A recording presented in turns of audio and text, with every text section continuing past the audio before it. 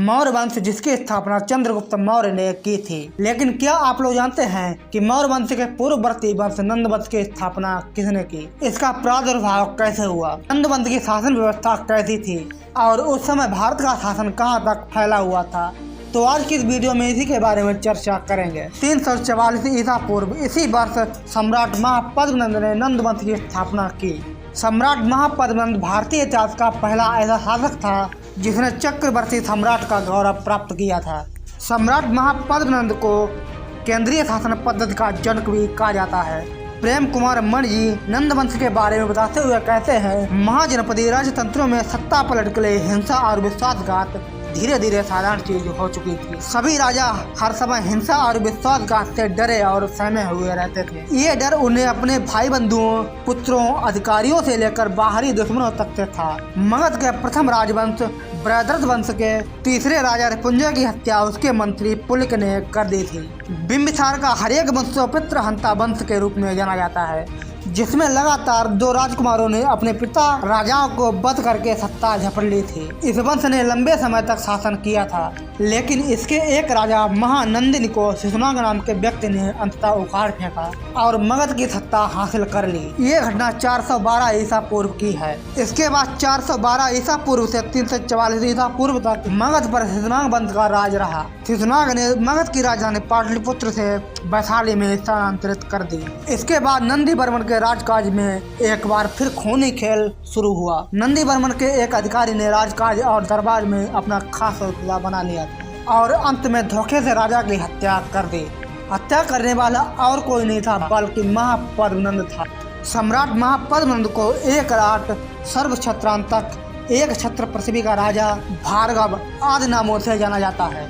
Courteous कहता है कि सिकंदर के समय शासक का पिता वास्तव में एक नाई का बेटा था जो दिन भर अपनी कमाई से किसी तरह से पेट भरता था। महापद्मनंद एक ऐसा शासक नहीं था जिसकी उपेक्षा की जा सके, बल्कि उसकी चुनौतियां चंद्रगुप्त से कहीं अधिक थीं। महापद्मनंद के इस तरह खड़े होने के पीछे उसके व्यक्तिगत गुण तो निश्चित रूप से थे, लेकिन कुछ सामाजिक कारण भी रहे होंगे। अगर हम बात करें नंद वंश के सैन्य शक्ति के बारे में, तो नंदों का साम्राज्य सामाजिक, आर्थिक, राजनीतिक संपन्नता और सैन्य संगठन का एक चरम बिंदु। इनकी विशालतम सेना में 2 लाख पैदल, 80,000 अश्वारोही, 8,000 संग्राम रथ और 6,000 हाथी थे, जिसकी सहायता से सम्राट महापद्मनंद ने उत्तर पश्चिम दक्षिण पूर्व में बहुत बड़ी विजय हासिल की थी। और उनकी शासन व्यवस्था का इस प्रकार से अंदाजा लगाया जा सकता है। 326 ईसा पूर्व में जब सिकंदर भारत आया था तब वह कई कारणों से झेलम किनारे से ही लौट गया था। ये बात सही है कि उसकी सेना एक लंबी लड़ाई के कारण थक चुकी थी और अपने वतन लौटना चाहती थी,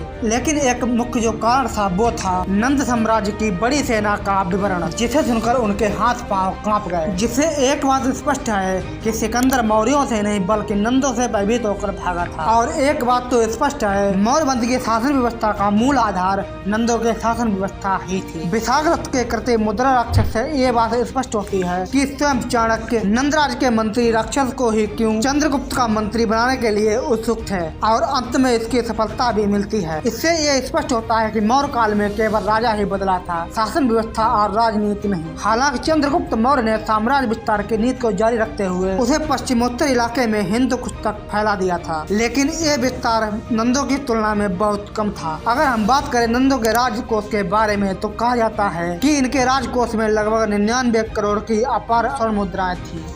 इनकी आर्थिक संपन्नता का मुख्य कारण सुव्यवस्थित, लाभोन्मुखी विदेशी और आंतरिक व्यापार था। इसके बारे में चीनी यात्री ह्वेनसांग कहते हैं, नंद राजा के पास खजाने थे, इसमें 7 प्रकार के बहुमूल्य कीमती पत्थर भी थे। महावंश टीका से ज्ञात होता है कि अंतिम नंद कठोर शासक, लोभी और कृपण स्वभाव का था। इसी लोभी प्रकृति के कारण उसे धन नंद कहा जाता था। मुद्रा राक्षस नाटक में इस बात की पुष्टि होती है कि उसने चाणक्य का अपमान भी किया था, जिसके चलते उसे अपने पद से हटना पड़ा। इस वीडियो में इतना ही, लेकिन अगली वीडियो में हम बात करेंगे कि नंद वंश का विनाश कैसे हुआ, इसके कारण क्या थे और इसके बाद मौर्य वंश की स्थापना कैसे हुई। और अगर आप हमारे वीडियोज के लिए अपडेट रहना चाहते हैं तो चैनल को सब्सक्राइब जरूर करें।